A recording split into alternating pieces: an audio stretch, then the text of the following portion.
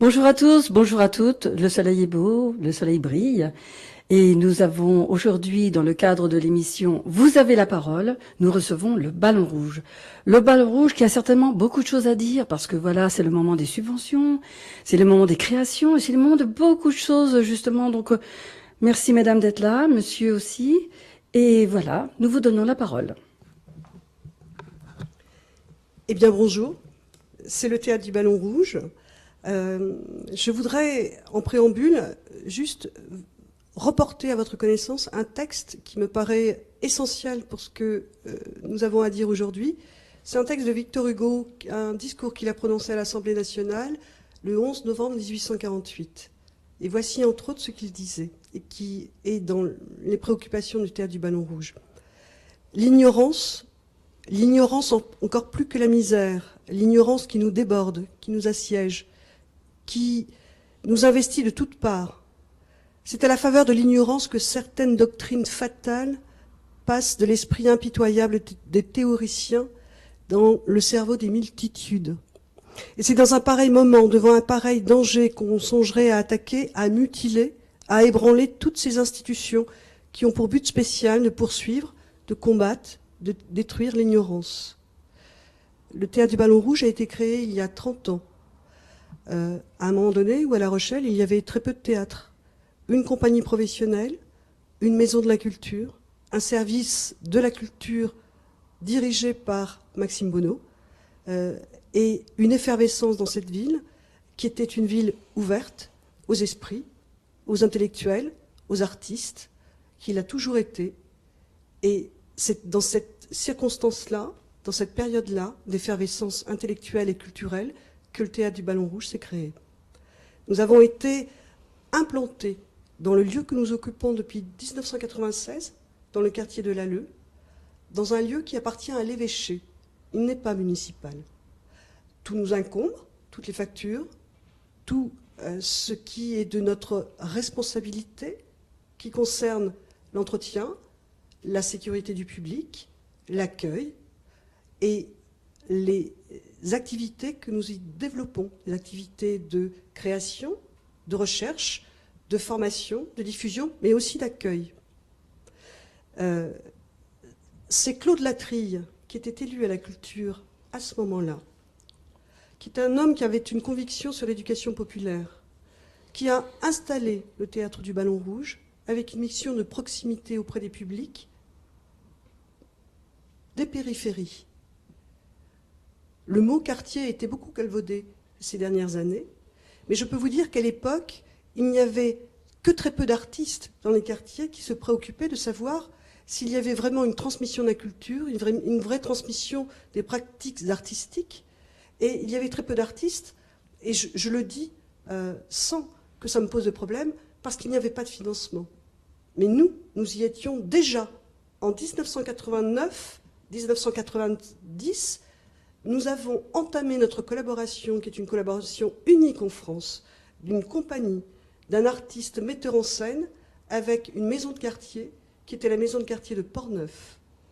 À l'automne 2018, nous fêterons les 30 ans du Théâtre du Ballon Rouge, et nous fêterons aussi les 30 ans de collaboration avec la maison de quartier de Portneuf, et là, les dizaines et dizaines de pépinières d'enfants issus des quartiers qui sont venus faire du théâtre avec moi pendant toutes ces années. Avec cette maison de quartier, nous avons emmené des enfants à Essaouira, dans le cadre des jumelages Essaouira-La Rochelle, et le service culturel, la mairie de La Rochelle, le service des jumelages, ont porté ce projet, qui était un spectacle que j'avais écrit sur les droits des enfants et qui s'est joué pendant toute une semaine à Essaouira et dans sa province. Je me souviens du collège en territoire berbère où nous avons joué et où les collégiens étaient accrochés aux grilles du collège parce qu'il y avait tellement de monde dans la salle. Ces collégiens ne parlaient pas français. Aucun des enfants que nous avons vus ne parlait français et en tout cas aucun d'entre eux n'avait jamais vu de théâtre. Ce sont des enfants de Portneuf, de 7 à 12 ans, qui ont joué devant eux sous le portrait du roi Hassan II, un spectacle sur le droit des enfants. Des travaux comme ceux-là Celui-là, nous en avons créé, initié des dizaines, des centaines. Ignorer que lorsqu'on travaille avec des enfants, il faut écrire sans arrêt. Il n'y a pas de production pour des groupes d'écriture, pour des groupes constitués. Il faut sans arrêt réinventer l'écriture. Il faut sans arrêt se questionner avec qui je travaille. Qu'est-ce que j'ai à leur dire à ces enfants? Qu'est-ce que je vais pouvoir leur apporter de regard sur la vie qui puisse être quelque chose d'espérant et qui puisse être quelque chose qui leur permet d'appartenir à une collectivité? Comment le théâtre est un outil fédérateur, comment il rend la parole, comment il la distribue et comment, avec des jeunes, on peut réfléchir ensemble en leur laissant une liberté de penser qu'ils n'ont nulle part ailleurs. Le regard qui leur a été adressé pendant des années, et certains de mes élèves m'ont amené récemment leurs enfants. Ça veut dire qu'il y a eu un héritage de cela. Ces enfants des quartiers qui étaient dans des conditions parfois très douloureuses de façon sociale ont amené leurs enfants au théâtre du Ballon Rouge. Et maintenant, voilà, je travaille avec une nouvelle génération d'enfants et on réfléchit ensemble. Le théâtre n'est pas seulement la beauté des choses, c'est pas seulement les textes, c'est le sens, c'est l'intelligence, c'est comment on met quelqu'un en état de réfléchir par rapport à un sujet. Le théâtre du Ballon Rouge est en prise avec la vie d'aujourd'hui, la position de l'artiste est celui d'un regard contemporain. Le regard que je porte sur le monde aujourd'hui, c'est ma nourriture pour mon théâtre. Si on regarde bien quelles ont été les productions du théâtre du Ballon Rouge, il y a eu très peu de textes de répertoire montés. Il y a surtout des écritures qui ont été originales sur des sujets qui m'ont passionné, qui m'ont interrogé, notamment ces dernières années, le sujet de, effectivement, l'esclavage. Anna Kraft est un spectacle qui a énormément joué. La maison des esclaves sur l'île de Gorée, c'est pas rien. Jouer en Argentine, dans la province de Buenos Aires, c'est pas rien. Jouer Poil de carotte à Meknes, au Festival international de théâtre d'enfants, c'est pas rien. Jouer en Israël, un spectacle spécialement écrit pour le Festival d'Akko, où il y a eu 2-3 000 personnes, ça n'est pas rien. Être reçu par un ambassadeur, par tout un corpus d'officiels en Israël, mais ça n'est pas rien. Je veux dire, si une ancienne municipalité nous a confié ces missions, c'est parce que nous étions capables, c'est parce que nous étions aussi des gens qui portaient la vertu de quelque chose, d'une pensée, une moralité, une éthique. Alors, là, nous sommes arrêtés. Nous avons eu un rendez-vous que nous avons sollicité au mois de janvier 2018, lorsque nous nous sommes rendus compte que la subvention du Théâtre du Ballon Rouge, en 2017, avait été amputée de 3 000 €. Nous avons obtenu un rendez-vous le 22 mars, et nous avons rencontré le chef de service et les élus. À notre grande surprise, cet entretien a été très difficile. Nous n'avons pas eu le droit à la parole. Nous avons entendu des choses qui ont été douloureuses, humiliantes. Pourquoi? Pourquoi entendre ça? Pourquoi me dit-on droit dans les yeux, je vous regarde et je vous le dis, Dany Martinez, je soutiens le Théâtre du Ballon Rouge? Pourquoi? Pourquoi si le 23 ou 24 avril, au conseil municipal, j'apprends qu'on ampute encore une fois en 2018 le Théâtre du Ballon Rouge de 3 000 €. C'est-à-dire qu'en l'espace de 3 ans, 7 000 € ont été amputés au Théâtre du Ballon Rouge. Alors, est-ce que la mission du Théâtre du Ballon Rouge, celle qui m'a été confiée il y a quelques années, n'a plus de valeur? Est-ce que la société a tellement changé que nous ne sommes plus nécessaires? L'élu à la culture, que je respecte la fonction d'élu, parce que je suis citoyenne et que je suis quelqu'un qui vote depuis toujours. L'élu a dit dans le journal Sud-Ouest qu'il fallait que le Théâtre du Ballon Rouge se réinvente. Mais, monsieur Jolin, je vous le demande, expliquez-moi, qu'est-ce que ça veut dire? Se réinventer dans un monde qui a tant besoin, comme le dit Victor Hugo, que l'ignorance soit reculée, soit repoussée. Mais pour cela, il faut des gens qui fassent le travail que nous faisons, avec conviction, avec charisme, avec amour aussi de ce que nous sommes, c'est-à-dire des artistes, des équipes techniques. Ce n'est pas parce que nous travaillons et que nous l'avons choisi de travailler là où nous travaillons que nous sommes des artistes au rabais. L'écriture est une chose très complexe. Il ne faut pas venir regarder les spectacles du Ballon Rouge comme on vient regarder des spectacles à la scène nationale. Nous n'avons pas les moyens de ça.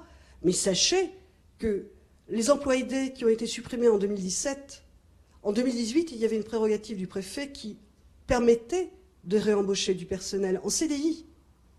Vous nous avez coupé l'herbe sous le pied. Nous n'avons même plus de secrétariat.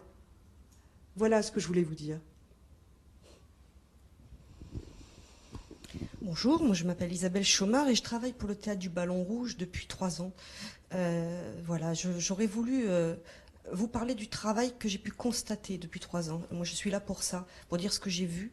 Ce que j'ai vu, c'est un théâtre qui travaille sur 3 axes: la création, la diffusion et la formation. Et c'est autour de ces 3 axes que j'ai apporté mon concours au théâtre. Et c'est ça que je voudrais vous dire aujourd'hui. Donc moi, ce que j'ai pu voir pendant 3 ans, c'est 2 créations qui portaient sur des sujets d'actualité, c'est-à-dire la différence, le handicap, le racisme et la migration. Ce sont des sujets qui me semblent malheureusement très, très présents et très prégnants. Et voilà les thématiques qui ont été abordées et qui ont été, je dirais, transformées, réappropriées et restituées sur un plateau avec poésie, avec beaucoup de travail, avec beaucoup de talent. Et ça, c'est un des axes du Théâtre du Ballon Rouge. Cet axe-là, ce premier, il est aujourd'hui remis en question parce qu'une création, ça coûte très cher. Je le sais, j'ai contribué à chercher de l'argent pour ces créations. Ça coûte très très cher, il faut payer les comédiens, il faut payer les hébergements, il faut payer des tas de choses, les décors, etc., le matériel, l'entretenir. Donc ça, c'est la première des choses qui est remise en question aujourd'hui avec cette baisse de subventions. Ensuite, le deuxième axe du Théâtre du Ballon Rouge, c'est celui de la diffusion. Donc effectivement, ces créations, elles ont été diffusées. La première des créations, Céleste de Piedidois, est partie jusqu'à Avignon. La deuxième des créations a été accompagnée d'énormément de travaux auprès des établissements scolaires, énormément de travaux auprès des associations, auprès des publics prioritaires, auprès des enfants, des collèges, des étudiants, voilà, du public, des vrais gens de la vraie vie, dans les quartiers de La Rochelle. Et ça, c'est de la diffusion. Alors, c'est peut-être pas une diffusion, celle qui est attendue par la municipalité. C'est un point d'interrogation, puisqu'on parle de se réinventer. Donc, je m'interroge, est-ce que c'est ça qu'il faut réinventer? Est-ce que c'est le public? Est-ce qu'il faut réinventer le public? C'est-à-dire, est-ce qu'il faut réfléchir à qui allons-nous apporter un autre regard, une autre réflexion, un peu de poésie, un peu d'art et de culture, en fait. Faut-il réinventer le public, voilà, au Théâtre du Ballon Rouge? Moi, c'est la question que je me pose. Et le troisième axe du Théâtre du Ballon Rouge, c'est celui de la formation. Le Théâtre du Ballon Rouge a fait le choix d'apporter cette formation auprès de 2, 3, 4, plusieurs types de publics également. C'est-à-dire, d'une part, des parents qui sont issus de quartiers divers de la ville de La Rochelle, donc centre-ville et les quartiers périphériques, et qui viennent inscrire leurs enfants et qui reçoivent un apprentissage autour du théâtre. Mais aussi tous les enfants qui, eux, n'ont pas de parents qui les inscrivent au Théâtre du Ballon Rouge ou dans d'autres types d'associations qui pourraient leur apporter un autre regard, des enfants qui en fait sont inscrits à pas grand-chose.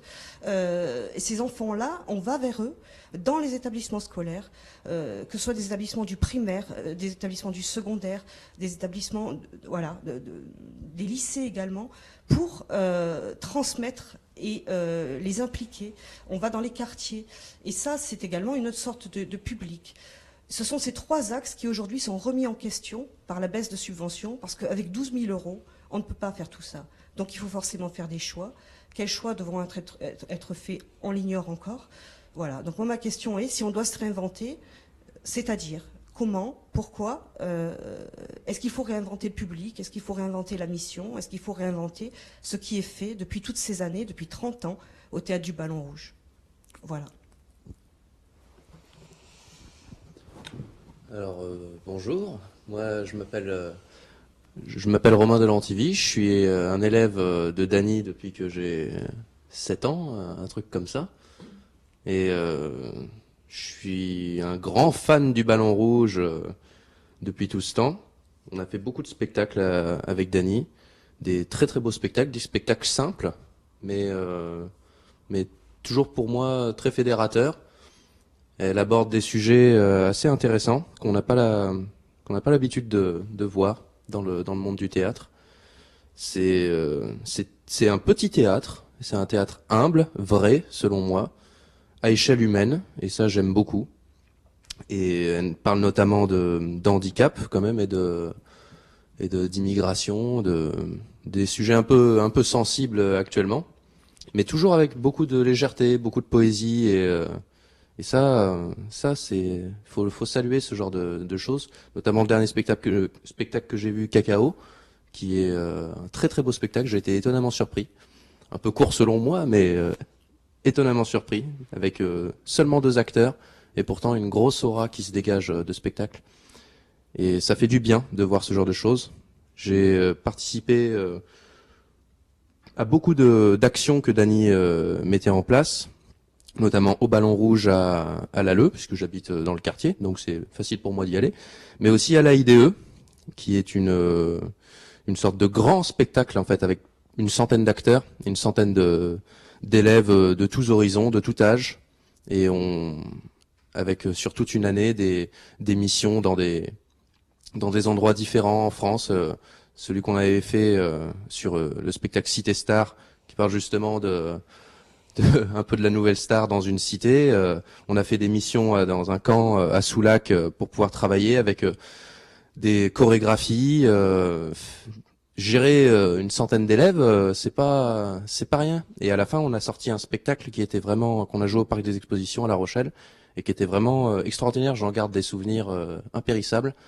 J'ai rencontré plein de personnes. On allait de l'enfant de 8 ans au jeune adulte de 23 ans, si ce n'est même plus. Et on a fait vraiment des choses extraordinaires. Et le Ballon Rouge, moi, ça m'a permis de m'affirmer un peu plus. J'aime beaucoup le jeu. J'aime beaucoup la déconnade et être quelqu'un d'autre à l'instant d'un spectacle sur scène, c'est quelque chose qui me tient vraiment à cœur. Je connais rien au théâtre. Pourtant, ça fait depuis longtemps que je fais du théâtre, mais j'y connais absolument rien. Je suis une grosse bille au théâtre. Mais j'adore jouer et pour moi, c'est super important de se libérer. Je pense que c'est libérateur, le théâtre, pour beaucoup. Les personnes qui ont du mal à s'affirmer, qui sont un petit peu timides, j'en ai connu beaucoup qui sont maintenant à l'opposé de la timidité. Et ça fait du bien de travailler avec des gens comme ça, de voir des évolutions sur une année, pour pouvoir jouer des choses à la fin très très simples, mais pourtant qui ont plein de sens et qui apportent plein d'émotions, qui procurent plein de bonnes choses. Et Dany est une metteuse en scène très très très douée pour moi, parce que elle fait des fois, à mon grand regret, pas de classique, parce que des fois on aimerait bien jouer du Cyrano, on aimerait bien jouer des trucs que tout le monde connaît, sauf que non, Dany, elle fait des trucs que tout le monde ne connaît pas. Et elle fait des trucs ciblés, avec des messages assez forts, des fois il faut se concentrer quand même pour les avoir, mais c'est toujours très intéressant. Et avec une diversité aussi très très très intéressante. Et pour moi, les petits théâtres, ils doivent pas disparaître. C'est le principal. Il faut soutenir ce qui se passe là en ce moment, parce que selon moi, c'est pas juste. Un théâtre, malheureusement, on a besoin de sous en ce moment, on a besoin de choses comme ça pour pouvoir faire fonctionner, même si on aimerait bien le faire gratuitement, qu'avec le cœur. Mais on a tous des impératifs dans la vie, on a tous des choses à payer, des petits problèmes comme ça. Et 12 000 euros pour payer, même si c'est du matos, c'est pas un grand théâtre, mais c'est quand même très peu pour payer la scène, les costumes, tout ça. Donc il y a une campagne de soutien qui est lancée actuellement pour pouvoir un petit peu sauver le Ballon Rouge, parce que c'est un théâtre qui en vaut la peine. C'est un petit théâtre et il faut sauver les petits théâtres. Il faut pas se laisser faire parce qu'on en a besoin. Donc je vais passer la parole. Bonjour, donc je m'appelle Carole Marie Petit. Voilà, moi je suis, j'ai été médiatrice culturelle pour la ville de La Rochelle, en tout cas pour l'association des Anges Rebelles de 2006 à 2011. C'est dire que la culture, les affaires culturelles rochelaises me tiennent énormément à cœur. Moi j'ai travaillé dans les quartiers à des grandes créations avec Sigrid Gloanec. Voilà, lundi dernier, je suis allée en tant que citoyenne au conseil municipal parce que je suis une amoureuse de ma ville. Là, on allait voter les budgets, donc j'étais très intéressée. Donc, le budget du Ballon Rouge a été voté parmi tout un tas. Enfin, il y a eu des explications sur les votes attribués, les budgets attribués à la culture, et donc j'ai entendu que il y avait une baisse des subventions pour le théâtre du Ballon Rouge, ce qui m'a énormément choquée, puisque le théâtre du Ballon Rouge est le théâtre qui me tient le plus à cœur, enfin, et la compagnie qui me tient le plus à cœur à La Rochelle. Notamment, je les ai découverts donc il y a 2 ans sur la création de Céleste de Piedidois, qui traite donc du sujet du handicap et sur la trisomie. Enfin voilà, j'ai été complètement touchée et bluffée en fait par le travail de Dany sur ce spectacle. Et je suis retournée cette année au théâtre pour voir Cacao ou la couleur de peau, qui traite d'un sujet qui me tient énormément à cœur, de la migration et du racisme. Donc voilà, je suis extrêmement sensible au travail de Dany. Elle a tout expliqué au début de cette interview de tout son travail. Je ne comprends pas que on vienne toucher l'année des 30 ans à ce théâtre qui a une valeur symbolique énorme. Voilà, donc suite à ça, j'ai créé une pétition donc sur mesopinions.org. Cette pétition qui interpelle le maire et les élus sur la baisse de cette subvention. J'espère qu'elle sera entendue, qu'elle sera beaucoup signée.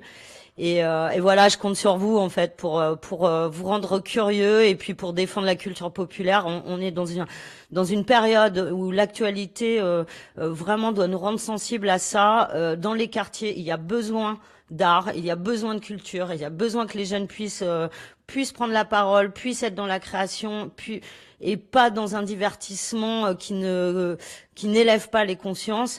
Et je crois que on veut pas que nos quartiers soient le terreau des terroristes. Alors remettons de la lumière sur la culture populaire. Voilà. Merci beaucoup. Allez Dany, je sais pas si tu. Oui. Le mot de la fin. Je trouve que c'est une lourde responsabilité pour effectivement une municipalité que de devoir trancher entre tous ses enfants. Le maire pour moi est le premier magistrat de la ville. Il doit agir en bon père de famille et savoir faire la part des choses entre des associations qui génèrent énormément d'argent derrière elles, qui est des gros vaisseaux à La Rochelle, culturel. C'est très difficile à La Rochelle de s'ennuyer. Il y a des événements culturels tout le temps. Et c'est formidable, cette effervescence, à condition que chacun y ait accès. À condition que les plus fragiles ne soient pas amputés de ce qui est le moteur pour pouvoir agir. Comment peut-on demander à une compagnie qui a 30 ans d'existence, qui est une compagnie professionnelle, qui a généré autant de travail, de formation, à moi toute seule, sur toutes ces années, j'ai travaillé avec un peu plus de 3 milliers d'élèves. Alors on peut me dire, qui peut vérifier ça? Ah mais je peux vous le démontrer sans aucun souci, parce qu'il y a des archives au Ballon Rouge que nous allons mettre à la disposition du public à l'automne, dans le théâtre du Ballon Rouge, où j'invite 30 artistes, techniciens, partenaires, à qui je rendrai hommage. Ce sont des gens qui m'ont marqué pour leur engagement, pour la qualité de leur création et la qualité de leur réflexion. Voilà. Et donc ces archives, elles attesteront de 30 ans de vie de quartier, puisque c'est le travail qui a été notre axe sur toutes ces années.